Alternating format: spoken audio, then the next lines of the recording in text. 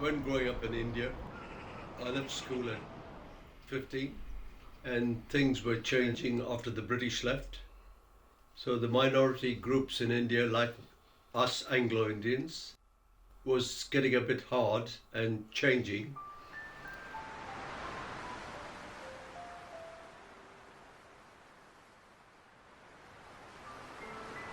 India got its independence from Britain in 1947. So obviously politics change and common sense prevails. So, like any part of the world, when people are suppressed, like ourselves, in certain ways, some of us who could afford it, even with little money, we left. And the ones who couldn't afford it had to stay. Most people had jobs when the British were there, but the jobs were getting hard to get. As far as I can remember, I left in 1960. I don't know where my parents got the money, but they had a little money, and they said, "You better go, we're not coming." And they bought my ticket for £68 from the travel agents, which was a hell of a lot of money for people like us. And I came on an Italian ship that stopped at India coming from Australia. And it took me about 2 weeks to get to England. I did enjoy the trip on the ship and seeing different places. It was a bit strange, but when you're young, your mind, I always had an adventurous mind. So I knew I was going to get somewhere, whatever it was. Well, the first problem was racism in the 50s and 60s was more so than what it is now. As we know, it still exists, not only in Britain, but in other parts of the world, like the caste system in India and the Americas and elsewhere, I expect. It gradually, in the country, you soon learn. Whatever age you are, you soon learn, and you can see it all around you. But as I said, people like me, some of us kept quiet, we didn't want to get in trouble. Some fought back, and then we just carried on. Did you face any racism or discrimination when you were trying to get houses? Did you get turned away from anywhere because of the Oh colour of your yes, skin? I do. Lots of people got it. There were boards on the. There was no advertisements like you have today, but there used to be little postcards advertising rooms to let. They always wrote, not always, but some did. No blacks or no coloureds, as they termed it. No Irish. Life goes on. We struggle like everybody else done, and which happened in the Americas and other parts of the world. It happened to us in the 50s and 60s. I always mentioned I was Anglo-Indian because there were lots of nationalities coming to London, and especially from the colonies, the British colonies, like India, Jamaica, and some people intermarried, and that's what our society is today. Did you ever feel uneasy or have questions about your own identity during this time? No, I didn't feel uneasy. Uh, I expect a lot of people like myself didn't feel uneasy, but there was this racism there, which we all knew. But as I said, we had to just get on with it, and times slowly changed.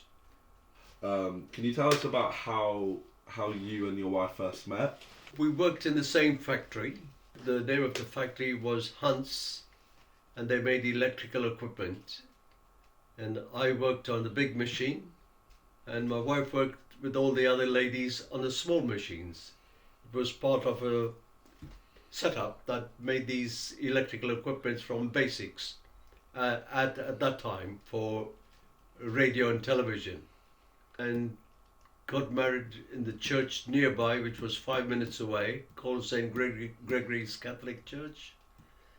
And we had a little wedding party in our mum's flat in Henry Prince Estate with a few sandwiches and a few drinks with family and friends. And then we set up life and we had our first child, and then we lived with her mum with the first child for a few months. I can't remember exactly how long. And then I managed to get a railway flat at Bermondsey, near the New Kent Road, and we stayed there for roughly 5 years. And then I was lucky enough with my job to get a reasonable loan from my company to buy a house. And then in December 1970, we bought the house and moved to Bromley, which we are here at present, 52 years or thereabouts. So going back to Prince Henry Estate, we're going back in time. So how did you feel about moving into Prince Henry Estate at the time? Well, obviously, I began to know her family, and there was lots of room there.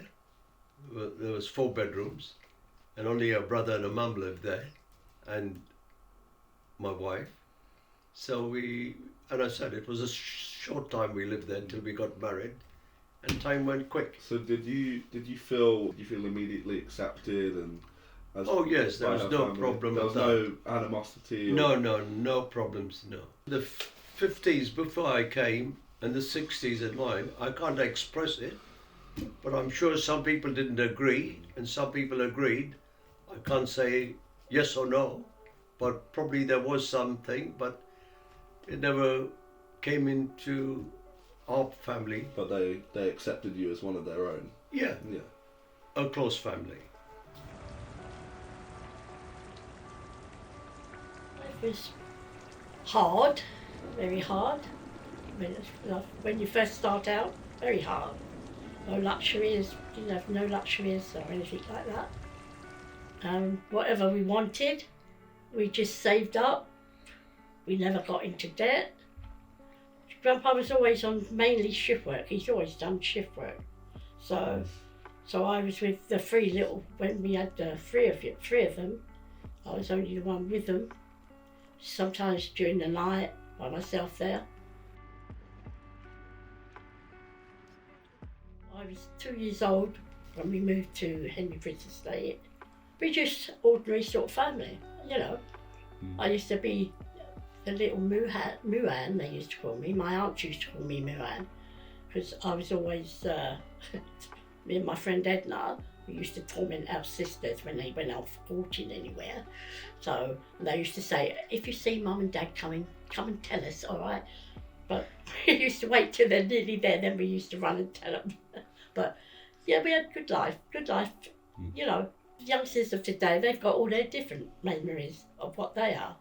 But we was growing up just after the war, so my mum used to buy about a quarter of sweets, and when they came back, she used to divide them between 5 of us. We never had, you know, a bag of sweets each. We used to have it between us, so.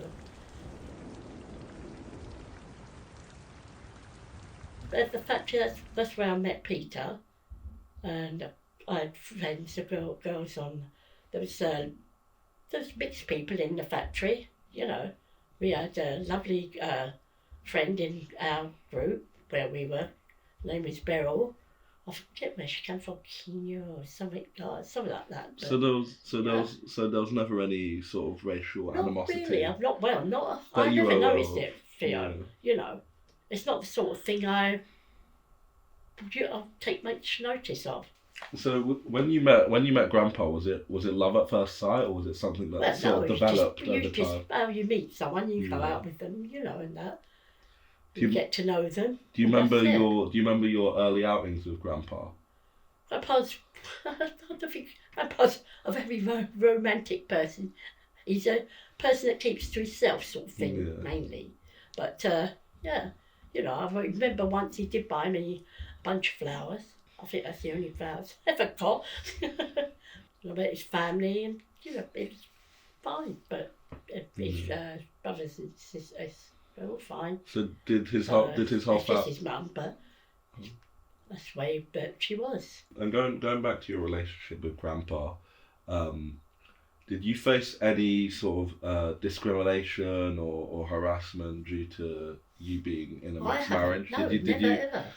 from your peers or anyone? Never. No. No one's ever said it unless they've done it behind my back, I don't. But they've never said it to my face. I got on very well with Peter's family, very well. Everything changes. You're a mother, you got to look after your kids, Peter's got to go to work, feed the kids and whatever. We didn't have no luxuries, couldn't have any luxuries or at all. No, because when they was at school, they was with mixed race, so when they go to nursery or when they went to nursery or went to the first school they went to, they're mixed with mixed people, loads of there. But what went on, I wouldn't know, because I'm not a child going to that school.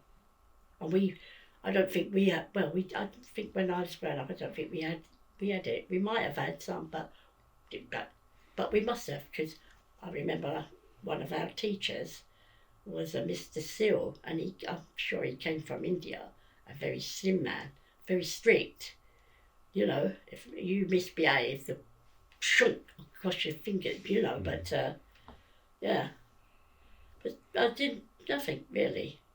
But we got on well with the neighbours, all the neighbours there. Kids used to be, you know, laugh and play out. You could play out on that road, main road there, the kids. The only arguments we had with their mothers was when the kids were arguing that, you know, your kid, my kid and your kid. That's what mothers used to do in them days. Not nowadays, go up and say, run, rage. But, you know, they're kids. That's it. But we didn't have all that. They played, you know.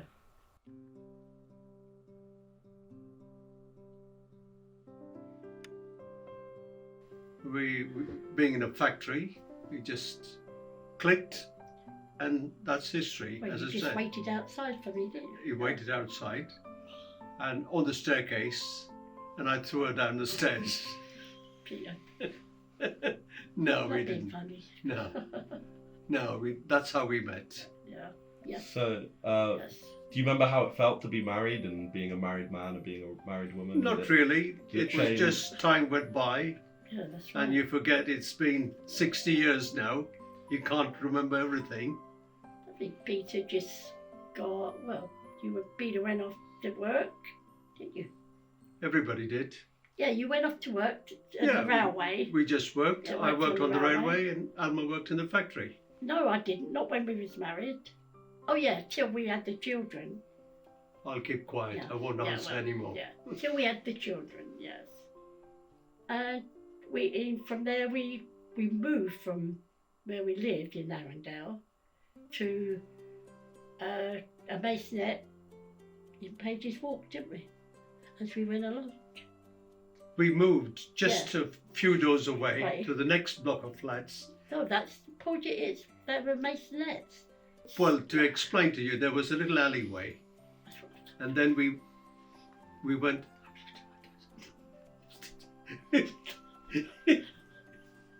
Go on. And it was on the second floor.